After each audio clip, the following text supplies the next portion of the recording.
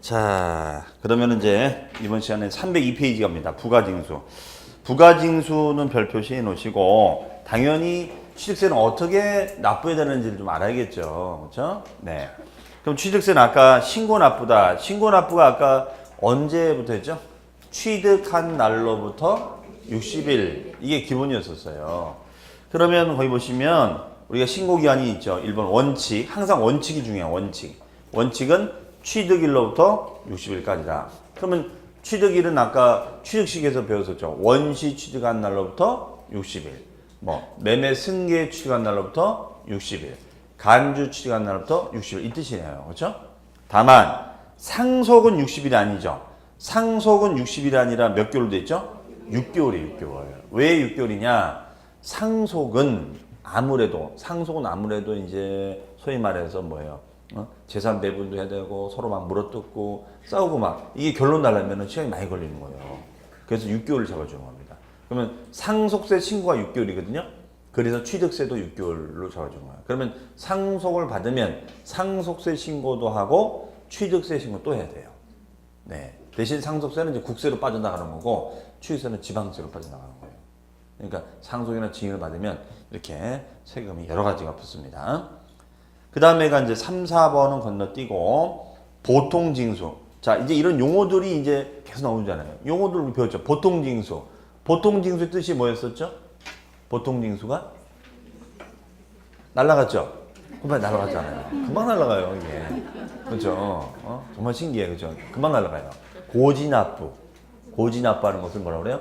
보통징수. 그렇죠? 보통징수. 그러면 왜 고지하느냐? 신고하라고 하는 건 왜 고지하냐? 신고 안 하니까. 신고 안 하면 고지해야지. 그럼 거기 보시면은 취득세 납세무자가 신고 또는 납부물을 다하지 않았기 때문에 가산세를 합해서 보통징수한다. 고지한다 이런 얘기죠. 고지한다. 이렇게 보시면 되겠습니다. 그 다음에 기한 후 신고. 기한 후 신고. 기한 후 신고는 뭐냐면 무신고자가 하는 것을 기한 후 신고라고 합니다. 기한 후 신고는 무신고자가 하는 것을 뭐라고 그래요? 기한 후 신고. 무신고자가 하는 것을 기한 후 신고 이렇게 합니다. 무신고자가 하는 것을 기한 후 신고. 그래서 신고기한까지 신고하지 아니하면 기한 후 신고를 할 수가 있다. 대신 그 3번에 보시면 기한 후 신고를 법정 신고기한 경과후 몇 개월 이내에 신고해주면 1개월 이내에 해주면 무신고 가산세가 몇 프로? 50%를 깎아줘. 그러니까 이거는 말 그대로 뭐야? 1개월 이내니까 빨리 하라 이거죠? 신고를 내가 모르고 깜빡할 수도 있잖아. 그러니까 외국 갔다 오니까 신고기간이 지나버린 거야. 그러면 1개월 이내 해주면은 50% 깎아주겠다. 그러면 지금 가산세 이제 그러니까 이미 앞에서 용어를 우리가 한번 들었기 때문에 이제 이런 용어가 이제 낯설지 않다는 거죠. 그럼 우리가 가산세라는 개념이 뭐였었죠? 가산세는 신고라든가 납부 의무를 다하지 않으면 내는 게 뭐였죠? 가산세. 그 다음에 밀린 세금의 연체이자가 뭐였죠? 가산금. 그렇죠? 가산세와 가산금 좀 다르다고 그랬었어요. 그렇죠? 그러면 가산세를 우리가 내게 되는 원인은 두 가지예요. 첫 번째는 아예 내가 아예 그냥 무신고하는 거야. 신고를 아예 안 하는 거죠. 아예 무신고하는 거야. 그다음에 두 번째는 내가 과소신고하는 거야. 과소신고. 그런데 문제는 이게 일반적인 경우냐 아니면 부정한 경우냐 두 가지로 나누고 있어요. 이거를. 그러면 일반적인 무신고는 뭐냐면 우리 민법의 표현을 빌리면 선의적으로 이렇게 선의적으로. 선의란 말 들어봤어요? 선의가 뭐였죠? 민법에서 말하는 선의는 모르고. 그렇죠? 부정한 것은 알면서 악의. 얘는 악의적이라는 거야. 그러니까 알면서 안 한 것과 모르면서 안 한 거는 다른 거다 이거지. 그러면 알면서 안 한 사람이 가산세를 더 많이 내야겠죠. 그래서 모르고 무신고했을 때는 가산세율이 20%가 되는데 알면서 안 하면 가산세율이 40%가 돼요. 그럼 모르고 했는지 알면서 했는지를 어떻게 하느냐? 그거야 이제 취득세 신고를 어떻게 했는지 보면 알지. 예를 들어서 우리 아까 얘기한 다운 계약서를 쓴 거야. 그렇죠? 다운 계약서를 썼다. 그럼 그건 악의적인 거잖아. 업 계약서를 썼다. 악의적인 거죠. 그렇죠? 그런 게 바로 부정한 경우예요. 아니면은 몰래 신고도 안 하고 남의 명의로 했다거나 그런 것들이 다 이제 악의적인 경우가 되는 거죠. 아니면은 뭐 증빙을 가짜로 써가지고 한 것처럼 꾸민다거나 그렇죠. 그런 게 다 부정한 경우예요. 그럼 얘는 용서가 안 돼. 무조건 40%야. 얘는 과소가 돼도 40%, 40%. 근데 일반 과소가 됐을 때는 10%만 붙어요. 10%만. 10%만 붙는다 이런 얘기예요. 그래서 일반 과소는 10%, 일반 무신고는 20%, 부정 무신고는 40%, 부정 과소 신고는 몇 프로? 40%. 여기 가산세 규정이에요. 그러니까 가산세를 내더라도 요걸로 걸려버리면 아주 골치 아픈 거야. 이 경우에는 뭐 무신고가 되든 과소신고가 되든 무조건 40%가 되는 거니까. 그렇죠? 자, 그런 얘기예요. 그래서 거기 보시면은 가산세 1번에 신고 불성실 가산세는 차등 과세를 하고 있는데 40%. 40%가 어떤 거예요? 부정 무신고, 부정 과소신고를 말하는 거예요. 아시겠죠? 네. 그 다음에 20%짜리는 어떤 거예요? 일반 무신고. 일반적으로 무신고했을 때. 그렇죠? 그 다음에 과소신고. 일반 과소신고일 때 몇 프로? 10%. 그러니까 가산세가 10%짜리도 있고, 20%짜리도 있고, 40%짜리도 있다. 이런 얘기죠. 그렇죠? 네. 그 다음에 납부 불성실 가산세. 납부를 또 안 하면 우리가 가산세가 당일 미납부세액 또는 부족세액의 10,000분의 3이다. 납부 지연 일자. 얘는 하루당 이제 가산세가 계산되죠. 하루가 지날 때마다 가산세. 10,000분의 3이면 몇 프로일까요? 0.03%예요. 0.03. 그럼 0.03%니까 어떤 분들은 0.03%밖에 안 되네? 에이 그러면 나 이거 계속 미루지 뭐 얼마 안 되는데. 근데 이게 1년 미루면 한 10% 정도 나와요. 이게. 그러니까 날짜 계산이 된다는 게 무서운 거지. 그렇죠? 어쨌든 이런 것이 있다는 것만 알아두시면 되겠고. 그 다음에 또 가산세가 있죠. 얘는 장부 등의 작성과 보존을 하지 않았을 때는 불이행하면 가산세 몇 프로? 10%. 아, 그럼 장부라는 게 뭘까요? 장부라는 거는 이거지. 내가 취득했다는 것을 기록을 한 장부를 말하는 거죠. 그럼 주로 이거는 누구한테 적용하는 거냐면 법인. 법인들은 건물을 매입하거나 땅을 사면 그 회계 장부에 기록을 한단 말이에요. 근데 그 기록 보존을 해야 되는데 안 한 거야. 그럼 가산세를 몇 프로 붙이겠다? 10% 이런 얘기예요. 그 다음에 부과되는 세금. 부과되는 세금은 뭐가 있다? 농어촌 특별세. 농어촌 특별세가 있는데 농어촌 특별세가 취득세의 과세 표준의 2%에 10%, 감면받았을 때는 20%, 지방교육세는 1, 2, 3. 복잡하게 돼 있죠? 그럼 이거를 지금 외워야 되냐? 아니요, 지금 못 외워도 돼요. 그냥 농특세하고 지방교육세가 부과된다까지만 알아두시면 되고, 부과 비율, 요건 어떻게 하는 건지 나중에 설명을 드릴게요. 나중에 기본에 나오면. 그러면 우리는 일단 여기서 캐치할 게 뭐냐면 부가세가 뭔지는 알고 있어야겠죠.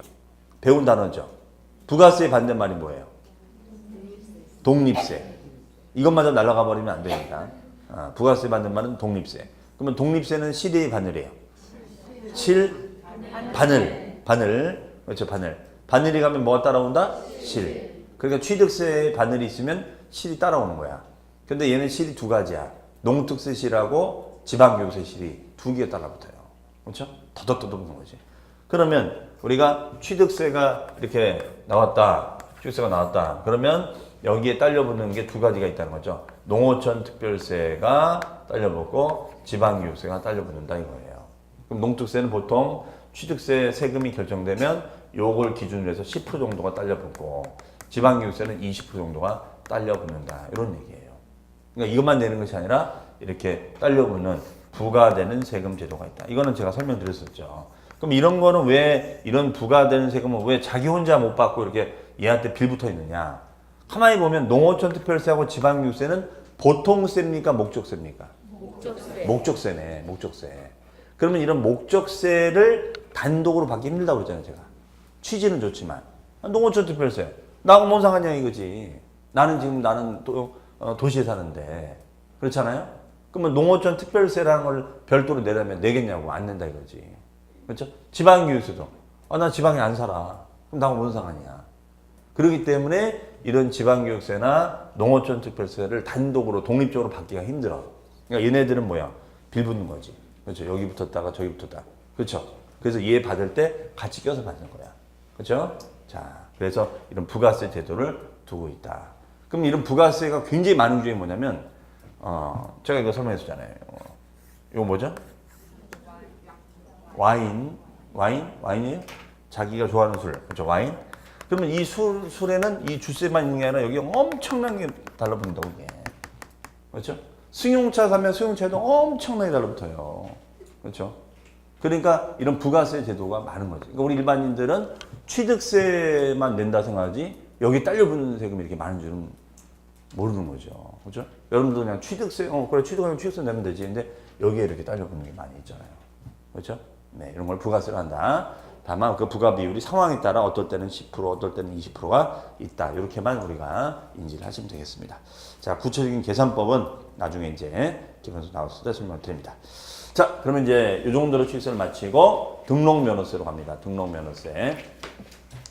자, 이 등록면허세라는 것이 이제 두 번째 세목인데 우리 시험에서는 한 문제 정도 꼴 출제가 된다고 그랬어요. 그래서 취득세보다는 좀 중요사항이 좀 떨어지는데 이 등록면허세를 좀 잘 이해하려면은 여러분들이 등기법을 좀 아셔야 돼요. 등기법. 왜냐면 이 등기 용어가 많이 나오거든요. 그래서 얘는 또 등기법하고 연결이 돼. 그러니까 우리 6과목이 가만히 보면 말이죠. 서로 다 따로따로 노는 것 같지만 이 6과목을 다 공부하다 보면 나중에는 이게 뭐야? 다 연결이 돼요, 이게. 그러니까 지금은 여러분들이 연결이 안 돼서 이게 어려운 거지. 듣다 보면 세법에서도 들었는데 공법이 또 나오네? 중개법이 또 나오네? 그래요. 그러니까 1, 2차를 우리가 다 들으면 좋은 점이 뭐냐면 자꾸 반복이 돼. 어떤 단어는. 아까 얘기했던 신탁이라는 용어도 민법이 나오죠. 등기법이 나오죠. 세법이 나오죠. 계속 반복이 돼요. 학교로는 나오죠. 그러니까 듣다 보면 용어가 익숙해지는 거죠. 그렇죠? 그러면 내가 공부가 됐는지 안 됐는지는 어떤 상태가 되면 되느냐. 그런 말이 내 입에서 막 나오면 이제 내가 체화된 거야, 이제. 제가 그랬잖아요. 왜 이 자리를 차지하고 계시나요? 왜 이 자리를 점유하고 계시죠? 의사표시를 하셨나요? 이런 말이 나도 모르게 나와버리면 내가 이제 공부가 좀 된 거야. 그렇죠? 아직은 이제 익숙하지 않은 거죠. 그렇죠? 좀만 이제 지나면 이제 여러분들이 말투가 달라지십니다. 그러면 이제 여러분 배우자가 놀라죠. 아니 도대체 학원 가서 도대체 왜 변했어? 말투가 변했네? 그렇죠? 자, 그러면 등록면허세는 이제 이런 세금이에요. 과거에는 이게 등록세라는 세금이 있었어요. 등록세. 등록세로 들어보셨죠? 등록세. 그 다음에 면허세라는 세금이 있었어요. 이게 이원화돼 있었어요. 이원화돼 있었어요. 그러다가 2011년도에 요 등록세하고 면허세를 결합을 하게 됩니다. 결합을 하게 돼요. 그래서 결합해서 만든 요 세금 이용이 바로 등록면허세가 된 거예요. 등록면허세. 요게 이제 등록면허세가 된 겁니다. 그럼 이걸 왜 결합을 했느냐? 과거엔 등록세 따로 받고 면허세 따로 받는다. 면허라는 것은 각종 인허가, 영업 면허를 득하면 내는 세금이 면허세죠. 그럼 우리가 운전 면허를 우리가 따게 되면 어떻게 해요? 면허세를 내죠? 그렇죠. 면허세를 냅니다. 그런 걸 면허세라고 하는 거예요. 그럼 우리 시험에서는 면허세, 우리가 무슨 면허를 중개할 일이 있어요? 그렇잖아요. 그러니까 면허세는 시험에 안 나오고 주로 등록세와 관련된 것만 시험에 나옵니다. 그러면 이걸 합치게 됐느냐? 예를 들어서 이제 이거죠. 우리가 구세법에서는 취득세, 지금까지 배운 취득세가 이렇게 있었고요. 등록세가 있었어요. 그러면 예를 들어서 만약에 내가 매매로 만약에 취득을 했다. 그러면은 취득세를 2% 냈고 등록세를 2% 냈었어요. 옛날에는. 이렇게 했단 말이야. 그래서 취득세를 먼저 내고 법무사 사무실에 맡기면 김 사무장이 등기 등록 신청하면서 또 요걸 냈단 말이에요. 그런데 이제 이거에 대해서 어떤 얘기가 있었냐면, 야, 그럼 어차피 매매가가 1억이면 매매가 1억에 2%, 1억에 2% 이렇게 하나, 그냥 1억에 대해서 4% 하나. 결과값은 똑같은 거 아니겠어요? 그렇잖아요. 1억에 2% 하면 얼마죠? 200이 되는 거고, 여기도 1억에 2%면 얼마 되는 거죠? 200이 되는 거야. 근데 얘는 1억에 4%면 얼마 되는 거죠? 400이 되는 거네. 맞아요. 그러면 왜 굳이 복잡하게 이 취득세 1억에 2%, 1억에 2%는 등록 이렇게 하냐 이거야. 그럴 필요가 없다 이거예요. 그래서 이거를 취득세 세율로 요 2%와 요 2%가 통합이 된 거야. 통합이 된 거예요. 이해하셨어요? 네. 그래서 지금의 이 아까 표준세율 매매시 4%였는데 지금의 매매시 4%의 뜻은 과거의 취득세율 2%와 과거의 등록세율이 합쳐진 거예요. 지금 적용되는 것은. 그래서 등록세란 말을 지금 쓰지는 않아요. 그 취득세 세율 속에 등록세 세율이 남아있는 거야. 이게. 그러면 요 등록세 세율 규정이 다 취득세로 통합이 된 거야. 다 이쪽으로 이사가 버린 거야. 근데 이사 갔는데 일부 세율이 남게 된 거지. 다 이사는 못 가고 일부 세율이 남아가지고 요게 면허세랑 결합이 된 거예요. 이쪽으로 이사를 못 가고 일부 남아있는 게 좀 있었거든요. 그래서 그 규정은 우리가 면허세랑 결합이 돼서 등록 면허세가 된 거예요. 이게. 그래서 2012년도부터 등록 면허세라는 규정이 탄생을 하게 됩니다. 다만 우리 시험은 등록과 관련된 시험만 출제가 돼요. 면허와 관련된 건 출제가 안 되니까 면허와 관련된 얘기는 뭐 우리가 찾아볼 필요가 없습니다. 이게. 그러면 이러한 등록 면허세는 그러면 어떤 경우에 내는 거냐? 말 그대로 등기 등록, 등기나 등록 행위를 하게 되면 세금을 내세요라는 것이 바로 등록 면허세입니다. 그럼 등기 등록에 대해서도 우리가 알아야 돼요. 그렇죠? 우리 취득세는 왜 내는 거였죠? 취득행위라니까. 그러면 등록면허세는 등기 등록행위라니까. 그럼 등기법을 좀 알아야 돼. 근데 지금 등기법을 안 배우고 지적법을 배우고 계시죠? 그러니까 천상 제가 예습을 시켜드리는 수밖에 없어요. 지금 내 것도 바쁜데 지금 남의 것도 좀 예습을 시켜줘야 돼. 등기법을 아시면 뭐 제가 할 것도 없는데. 그렇죠? 네. 자, 그러면 이제 이렇게 한번 해볼까요? 만약에 이런 거예요. 만약에 예를 들어서 건물을 신축했어. 건물을 신축했어. 건물을. 그러면 신축이라는 용어는 건축법 용어예요. 건축법. 그럼 건축법은 여러분들 부동산 공법 시간에 배우는 게 건축법이에요. 신축. 자, 그러면 신축을 우리 민법에서는 뭐라고 한다고요? 민법에서는 원시취득. 원시취득. 그렇죠? 원시취득. 그렇죠? 근데 똑같은 말이야. 근데 요거를 등기법에서는 뭐라고 하냐면 보존등기라고 그래요. 무슨 등기? 보존등기. 보존등기라고 그래요. 보존등기. 길이 보존하자. 네. 그러니까 결론적으로 신축이라는 단어가 건축법에서는 신축, 민법은 원시, 등기법은 보존등기. 이렇게 표현이 바뀌는 거야. 그러니까 이런 말들이 처음에는 내가 익숙지 않은 거예요. 저게 저 말 같고 저게 저 말 같은 거죠. 근데 왜 이렇게 다르게 부를까? 아니, 그거는 뭐 우리도 마찬가지잖아요. 여러분이 여기 오시면 수험생. 집에 가면 찬밥, 더운 밥. 찬밥, 더운 밥. 더운 밥 이고 싶죠? 더운 밥. 더운 밥. 그렇죠? 또 뭐 어디 밖에 나가시면 뭐, 이렇게 하잖아요.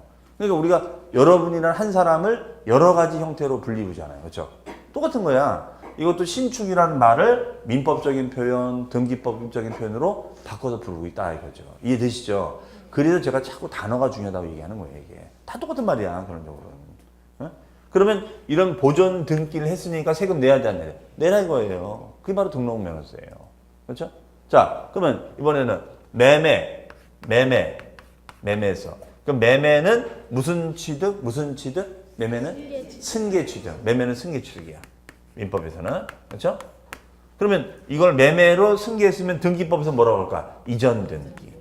들어보셨죠? 소유권 이전 등기. 그렇죠? 이전 등기라고 하는 거야. 그렇죠? 그러면 또 세금을 내라 이런 얘기예요. 이게 바로 등록면허세예요. 이해하시겠죠? 네. 자, 이번에는 뭐냐면 여기 은행이 있어요. 공공은행이 있는데 은행으로부터 갑이라는 사람이 대출을 받아요. 대출. 그러면 요 제일은행에서 대출을 우리 지금 제일은행에서 대출을 해줘. 그럼 대출을 해주면은 은행에서 뭘 가져오라고 하죠? 네? 뭔 소리요?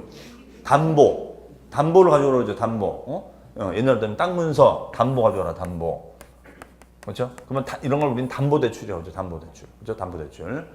그럼 이 담보라는 표현도 민법에 나오는 거예요. 담보. 그러면 담보에 대해서 담보물. 그래서 담보물건이라고 하는 거죠. 이 담보물건에 대해서 우리는 은행에서는 권리를 설정해 두죠. 권리를 설정. 이런 거를 설정 등기라고 하는 거지. 권리를 걸어서 설정한다고 그러잖아. 설정. 걸어준다 이거야. 그러면 요거를 이제 설정 등기랍니다. 그럼 이 설정 등기를 우리는 저당권 설정 등기라고 하죠. 저당권. 저당 잡았다 이거죠. 그렇죠? 그러면 저당권 설정 등기를 하게 되면 여기에 SC제일은행으로 딱 표시되어 있으니까 이 부동산을 함부로 다른 사람에게 제3자에게 점유할 수 없다는 거죠. 왜? 이동 갚기 전에는. 그렇죠? 그러면 설정 등기 했으니까 세금 내야 되는데 또 내야 됩니다. 그렇죠? 이게 등록면허세요. 그러면 등기는 이런 보존 등기도 있고 이전 등기도 있고 이런 설정 등기도 있네. 그렇죠? 근데 만약에 여러분이 요 갑이란 자가 은행 가서 대출 받았다가 이제 자금이 돼서 이걸 변제합니다. 대출금을 변제. 그럼 변제하면은 어떻게 돼요? 변제하면 어떻게 해야지? 여기 등기부에 표시되어 있고 싹 지워져 버리죠? 그러면 이걸 무슨 등기라고 그래요? 이런 걸. 그렇지. 말소 등기죠. 말소 등기. 그렇죠? 근데 우리 말소라는 말은 우리 많이 써요. 사람이 죽으면 뭐죠? 주민등록 말소해버리잖아요. 그렇죠? 자, 똑같은 말이에요. 말소 등기한다. 그럼 이때도 또 세금 또 내야 되는 거야. 그러니까 어떤 분은 그런 적도 있었어. 등기부를 가져왔는데 너무 무섭다는 거야, 교수님. 왜요? 그랬더니 막 뭐가 지워져 있는 거야. 그러면은 막 뭐가 지웠다는 거야. 위험한 거예요? 다 갚은 거지 뭘. 그러면 그게 무슨 말이죠? 대출을 여러 번 받았다는 거야. 그럼 대출을 여러 번 받았다는 것은 그 부동산이 나쁜 부동산이에요? 좋은 부동산이에요? 좋은 부동산. 무슨 말이에요? 대출을 해주려면 담보를 걸었는데 담보 평가를 잘해준다는 거잖아. 그 부동산에 대해서. 그러면 나름대로 그 부동산이 좋은 거니까 대출이 잘 나오는 거지. 그렇죠? 또 변제 주는 거고. 그렇죠? 그러니까 막 뭐가 써져 있다고 해서 건넬 필요 있다 없다? 없다. 다 지워진 거예요. 말로요. 권리 말소죠. 그렇죠? 네. 그러니까 여러분들이 이런 민법이나 등기법을 하면 이제 등기부 봐도 두렵지가 않은 거예요. 뭐 아무것도 아니네. 그렇죠?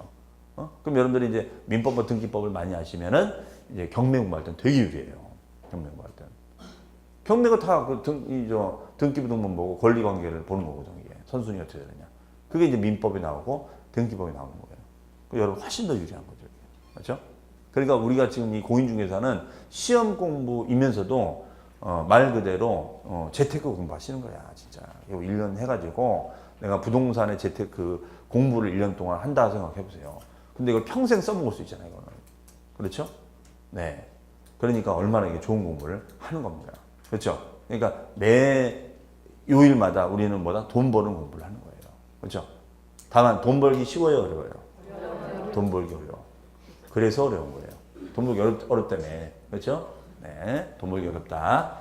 자, 그러면은 결론적으로 등록면허서는 이렇게 보존 등기, 이전 등기, 설정 등기, 말소 등기 등을 할 때마다 내세요. 라는 것이 바로 등록면허서예요.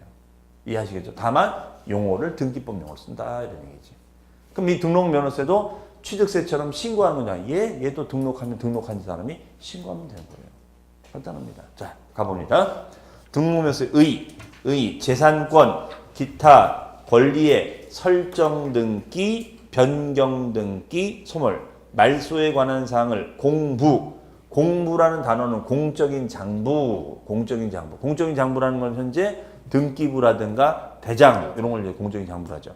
이런 공적인 장부에 내 이름으로 등록하거나 각종 법령에 규정된 면허, 허가, 인가 등을 받는 경우에 그 등록 또는 면허를 받는 자인 납세자에게 부과하는 지방세로서 도구세다. 도구. 네. 그리고 납세자는 등록을 하거나 면허를 받은 자. 이런 사람을 뭐라고 돼 있어요?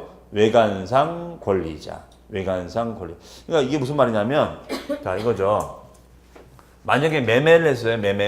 매매를 하면은, 파는 사람을 우리는 매도인이라 하고, 사는 사람을 매수인이다. 이렇게 얘기합니다. 계약법상.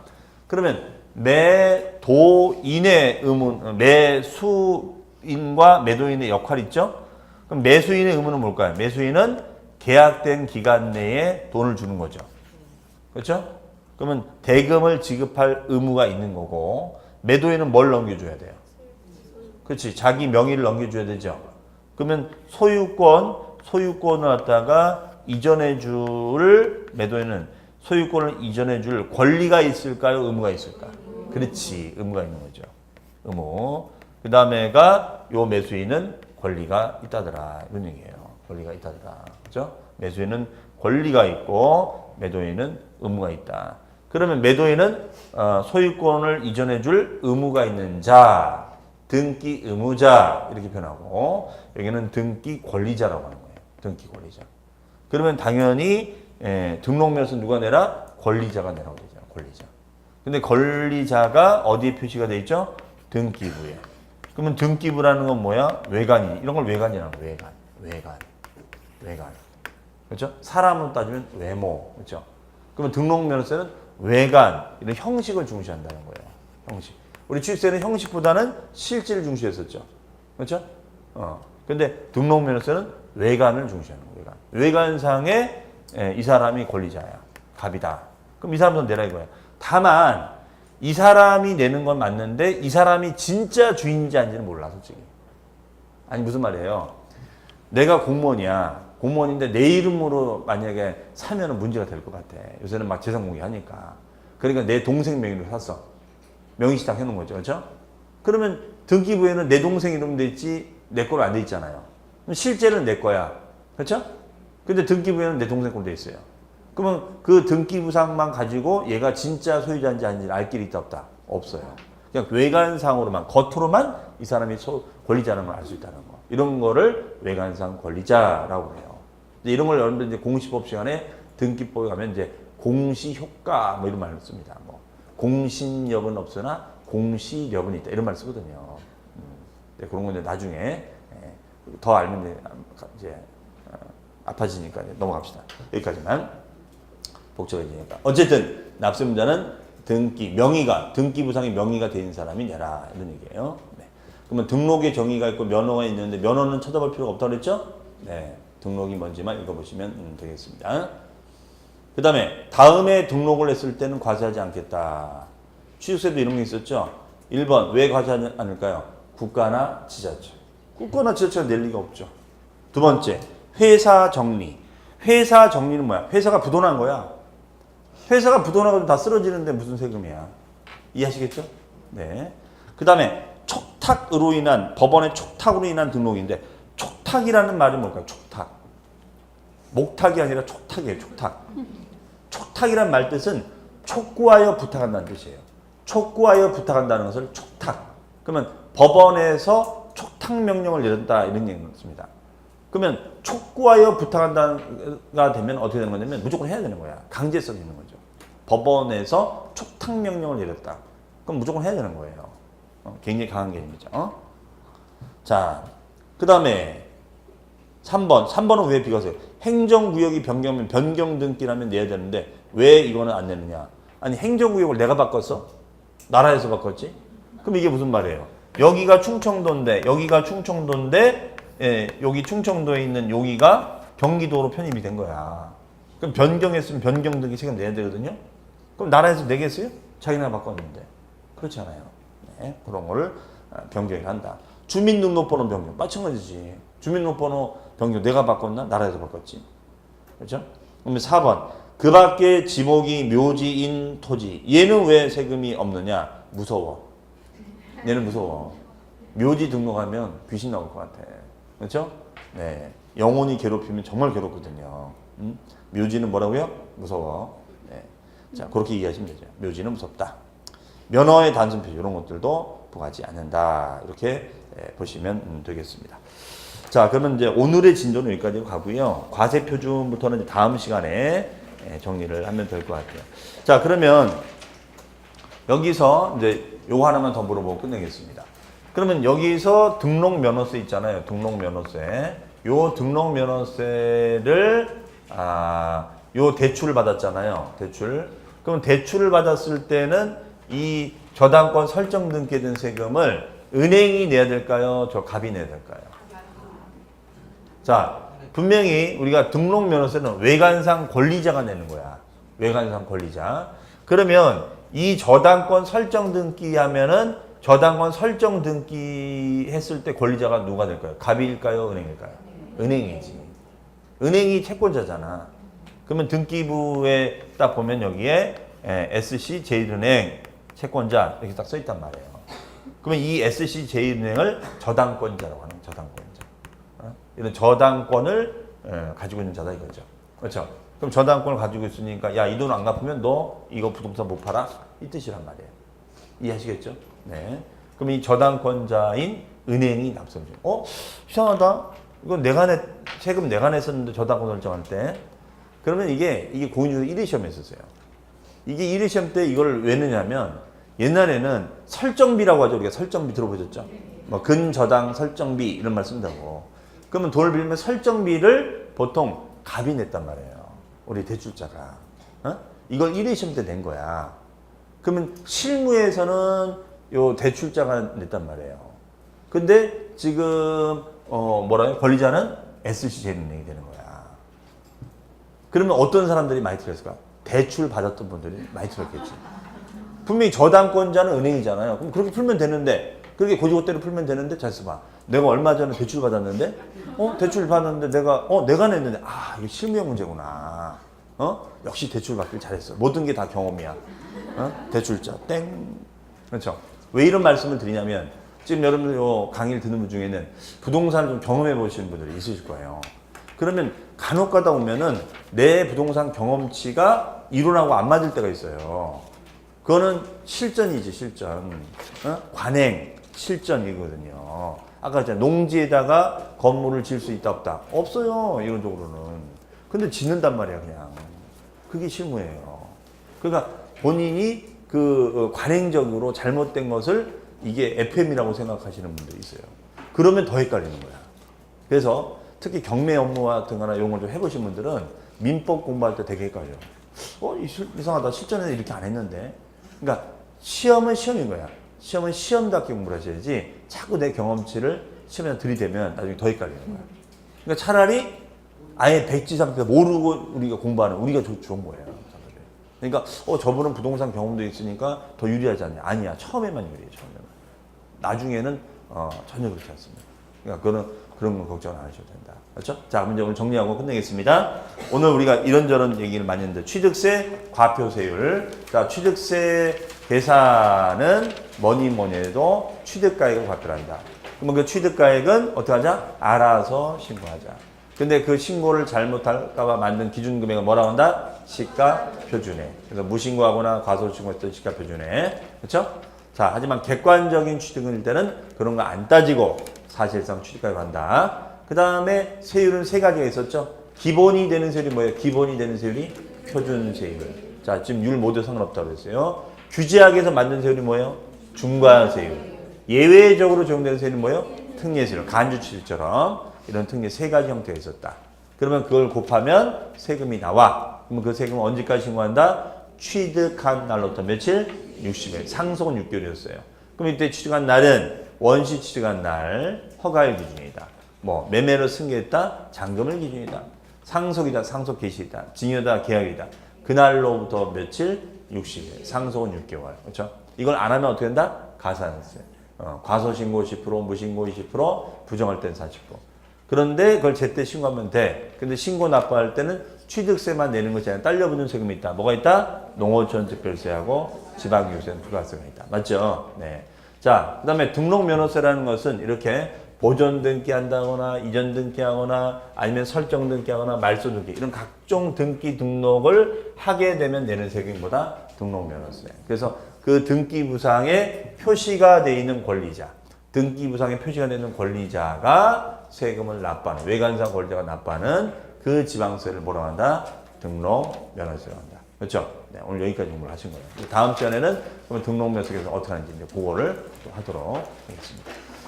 자, 이렇게 해서 오늘 또 목요일이 이렇게 흘러갑니다. 그럼 이제 내일 금요일 토요일. 이 공부를 해보니까 시간이 참 빨리 가죠? 네, 시간이 참 빨리 갑니다. 네. 자, 어쨌든 식사도 맛있게 하시고, 식사한 다음에 또 복습도 잘 하시기 바랍니다. 자, 그럼 저는 또 다음 주 이 시간에 뵙겠습니다. 자, 수고 많으셨습니다. 감사합니다. 고맙습니다. 네.